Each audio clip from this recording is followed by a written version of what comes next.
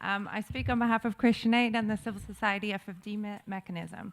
I thank the panels for their contributions and have followed this discussion as well as the CRA dialogue in March with great interest. However, it strikes me that the focus of the discussion is somewhat mismatched to the moment we find ourselves in. I'm going to skip a bit because I won't get the 3 minutes I was told I would have in the beginning. But as ever, as civil society, we find ourselves asking whose interests are really being represented in discussions on credit rating agencies, as well as on financial regulation more broadly, SDRs, and global economic governance.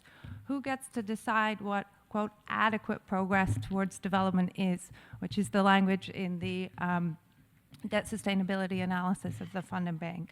For that reason, we ask delegates to think outside the confines of what the panelists have raised here today and to consider 3 initiatives. 1, provide an immediate multilateral response to the impact on developing countries of the current crisis by strengthening intergovernmental dialogue on global macroeconomic coordination and policy coherence, particularly with reference to identifying and tackling adverse macrocritical spillovers of international monetary tightening, recurrent volatility of capital flows and resulting currency and economic crises.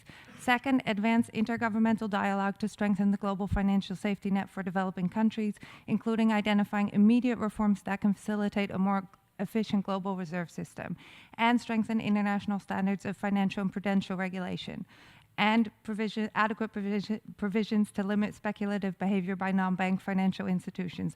3rd, we ask you to relaunch the intergovernmental dialogue on the establishment of an international public credit rating agency at the UN. Thank you so much.